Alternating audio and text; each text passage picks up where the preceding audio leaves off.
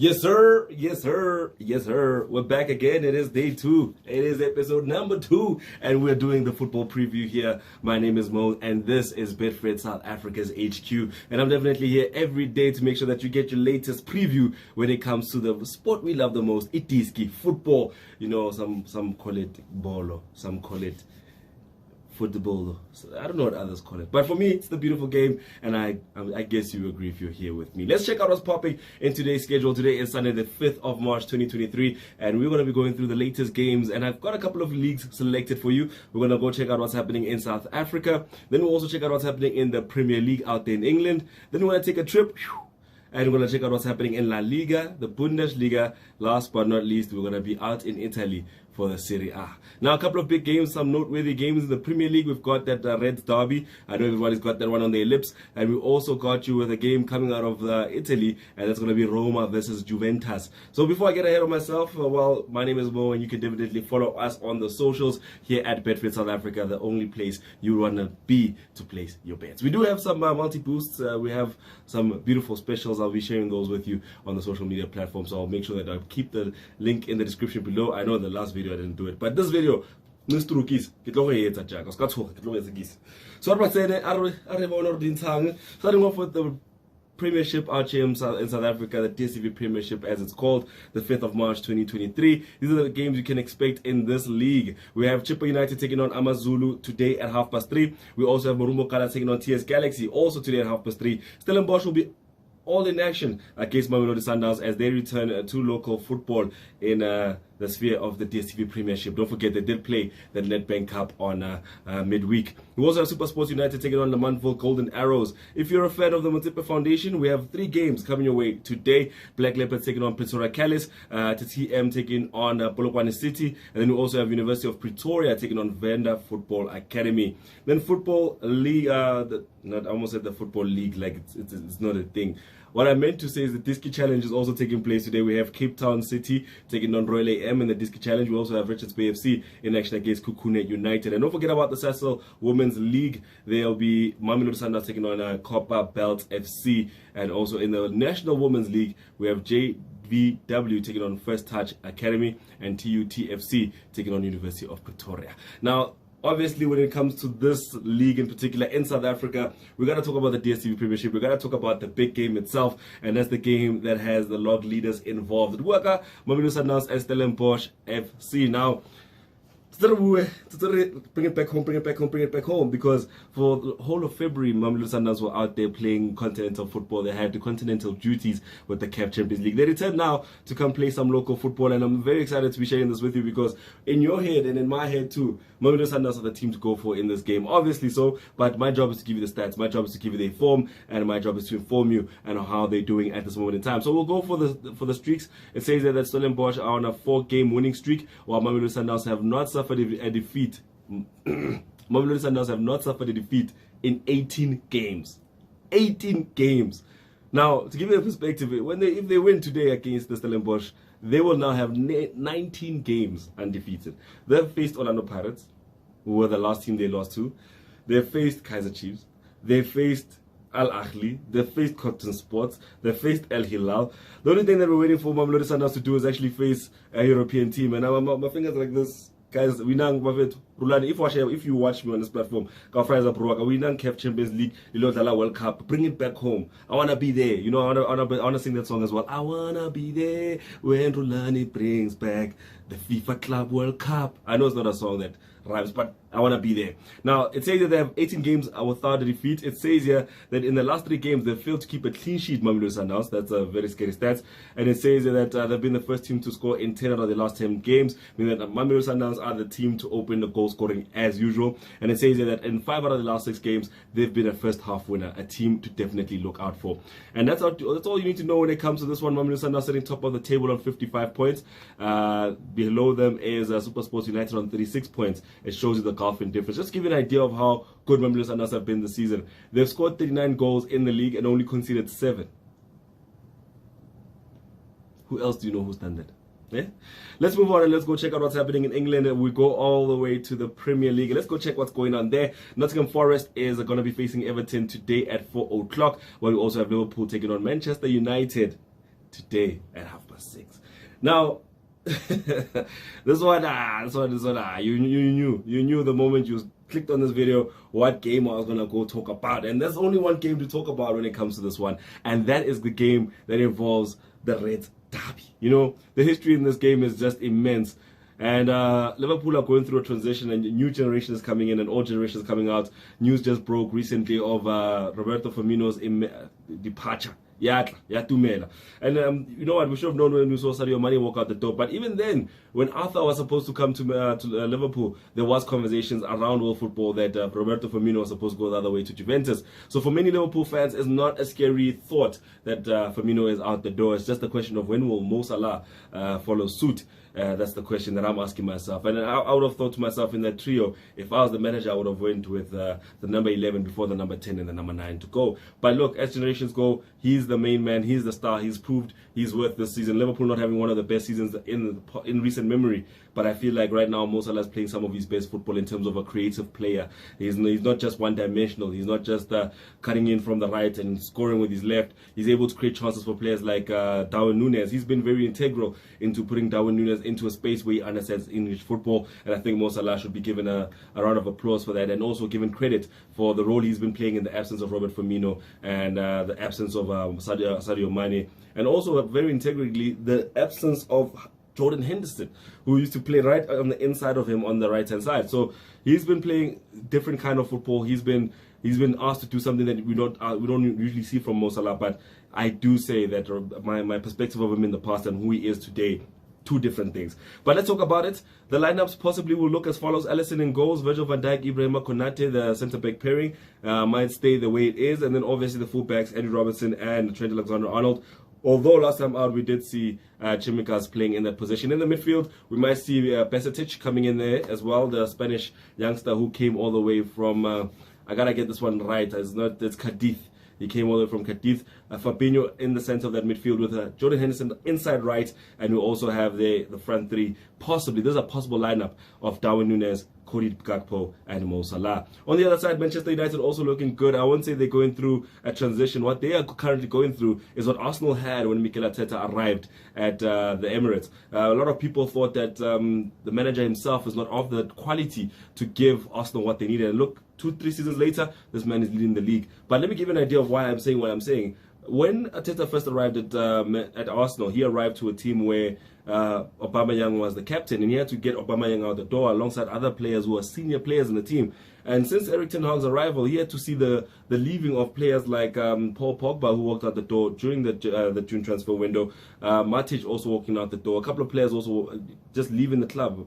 Juan Mata. It was a Manchester United of a lot of old names, old players, and they all left. And when the new manager came in, he had to oversee what I think was one of the biggest walk out the doors in world football, and that has to be the walking out of the door of Cristiano Ronaldo all the way to Saudi Arabia. And that one was a stamp to say that he means business. He means business. And it started with a couple of benchings. I mean, everybody will remember that controversial Tottenham spat between Cristiano Ronaldo and Erik ten Hag. But look at the team he's been able to put together right now in the current reality we're existing in. Casemiro in the midfield for Manchester United has been very integral and part of the FIFA Pro 11. Fred, you cannot discount Fred's free role. Fred has been, through previous managers, forced to play a holding midfield role that was he would hold alongside Scott McTominay. And now with Casemiro in there, we're seeing a different Fred. We're seeing a Fred who's able to score goals. We're seeing Fred who's able to defend higher up on the pitch. We're seeing a Fred who's able to create chances as well. And also, for some reason, Fred has now become a little bit of a late runner into the box, and it's made him so very dangerous. And the nice thing about Manchester United, they also have the services of Marcel Sabitzer. So we'll talk about that just now. The possible lineup for the side: David De Gea in goals with Lisandro Martinez and Rafael Varane in the midfield. The two fullbacks being Aaron Wan-Bissaka and Malacia on the left. And then in the midfield, we've got Casemiro and Fred with Bruno Fernandes, obviously the number 8, who has been a start 10 for this team. Number 10, Marcus Rashford will also be heavily involved. He's been in great goal scoring form. Liam Zanzi, we all attribute that to Benny McCarthy. We've got Anthony and we've got Wout Weghorst up front, also players to look out for. When you're speaking of form between the two sides, Manchester United are sitting third on the league on 49 points. 10 points behind them, and just 3 spots below them is Liverpool, who they'll be facing this evening. And Liverpool's form looks as follows as well. They're sitting on 39 points. They're sitting in 6th position. They have 3 wins in the last 5 games. games with 1 draw, 1 loss, the same form as Manchester United. Obviously, Manchester United having those back-to-back wins under their belt. Injury list for both sides is very rich. A very long injury list for Liverpool. Let's start off with that. Thiago Alcantara unavailable. Luis Diaz unavailable. Calvin Ramsey unavailable. Joe Gomez unavailable, or a doubt. So he might be available, but it's doubtful. Naby Keita, another doubt. And Arthur, who I've seen on social media platforms, Liverpool social media platforms, practicing, is also a doubt. We look over to Manchester United. Eric Ten Hag, the manager, a couple of injuries as well. In fact, both these teams have the same number of injured players and the same number of doubtful players. Let's start off. Donny van der Beek injured. Christian Eriksen injured. Mason Greenwood out. No, not injured. Out. Oh, don't forget, he's still working his way back into the team. Anthony Martial is a doubt, and so is Jadon Sancho and Luke Shaw. Those players are all doubts coming into this game. We talked about league positions. Let's talk about the head-to-head. Obviously, a long history between these two sides. And let me just say, in terms of form between the two, there's not much to be spoken about in that regard. We're looking at basically team streaks when you're looking at how they've been performing outside of this fixture in particular. We look at Manchester United. They have 4 wins in their last 4 games, while they have not suffered a defeat. This is Manchester United. They have not suffered a defeat in their last 11 games. For Liverpool on the other side, they've been the first team to score in 4 of their last 5 games, and that it means they've been actually banging them into the back of the net. The only thing that's been a problem is that they've been conceding just as much as they've been scoring.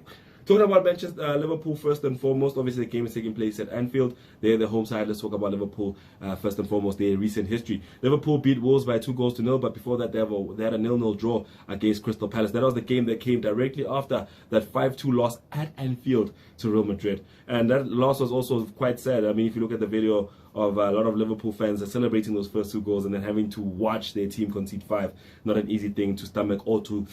Yeah, not an easy thing to stomach. But for Manchester United, they've been involved in the FA Cup, the Premier League, and the Europa League. So meaning that their schedule has been a little bit all over the place.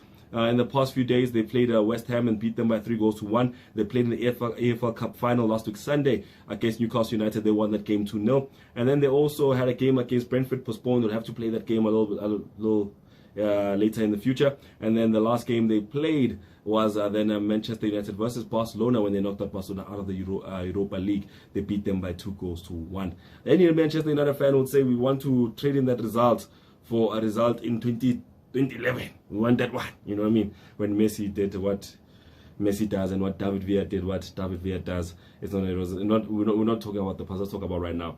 I'll give you my prediction for this one at the end of the video, but I do believe this is going to be the blockbuster Sunday with the Red Derby taking place today.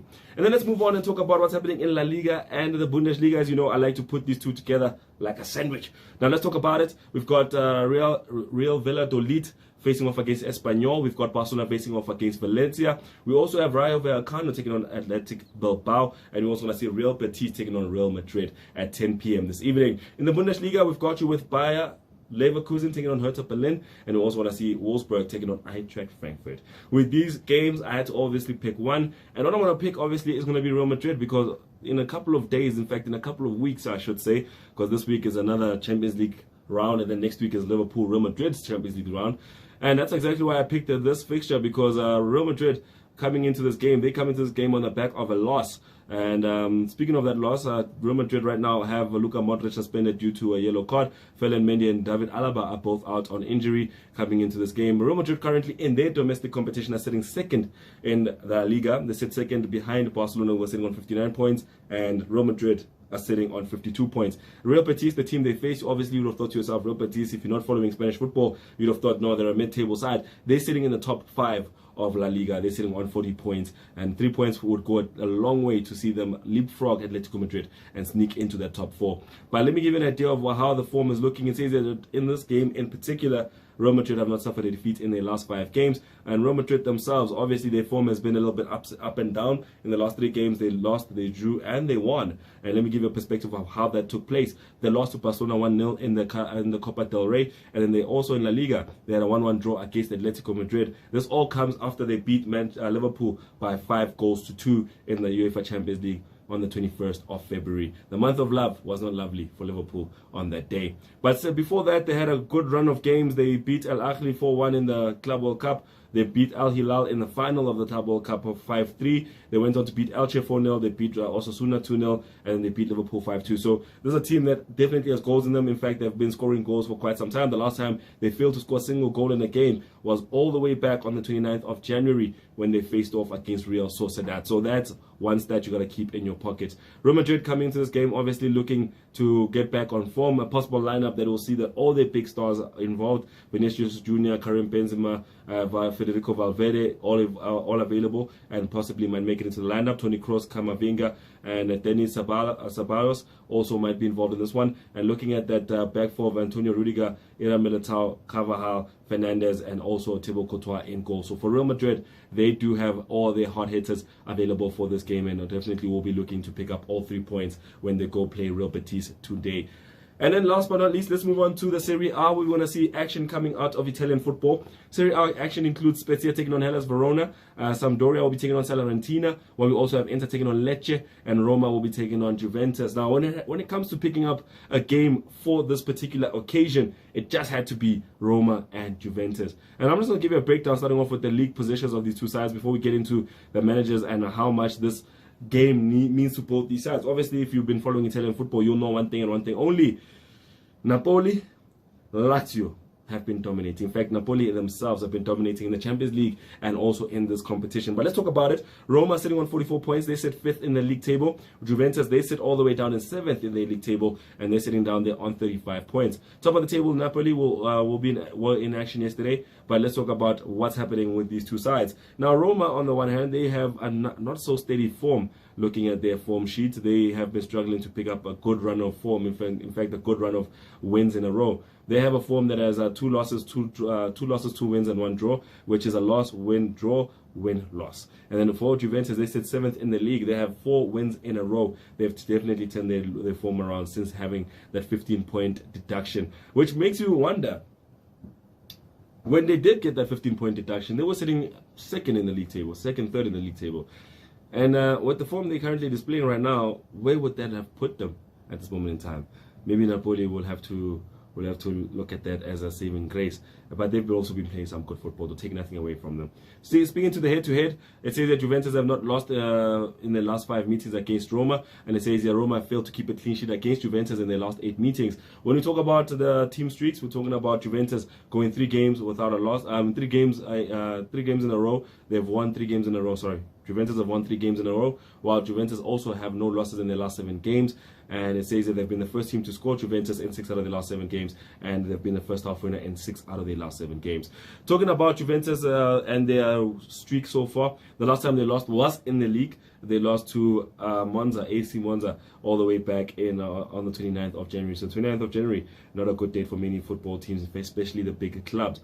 Since then, they managed to beat Lazio by 1-0 in the Coppa Italia. They managed to beat Salernitana 3-0, Fiorentina 1-0, and then they did meet Nantes in the Europa League, and they beat them they drew by 1-1, and then they went on to beat Spezia 2-0. Then they beat Nantes 3-0, and then last time out they were facing Torino. They beat them by 4-2. That is all Juventus. They face Roma next, and then after that they will have an encounter back in the Europa League with a game against Freiburg on the 9th of March 2023. So that is happening this coming Thursday. They'll be looking at that match. Now, going back to what's happening for Roma. Roma on the other side with Jose Mourinho is looking not so healthy. They lost out to Cremonese by 2-1 last time out. And themselves, they've been doing quite well in the Europa League. They did beat Red Bull Salzburg 2-0 to go through to the next round. The next game will be against Real Sociedad in the Europa League. So 2 teams that have European football on their minds, and 2 teams that are actually doing ever so well for themselves.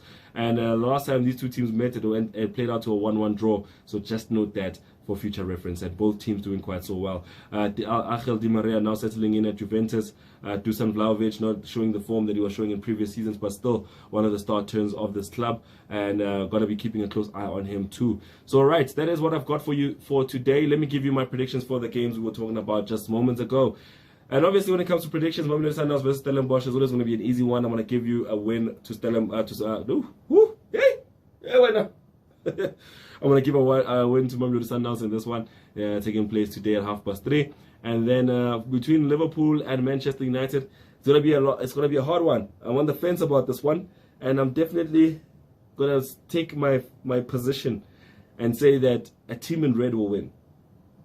And don't forget, it's a home game for Liverpool. They're at Anfield. They'll be the team wearing in red. And I think this is a definite win for Liverpool. If not, I'll do the next episode in the Manchester United shirt.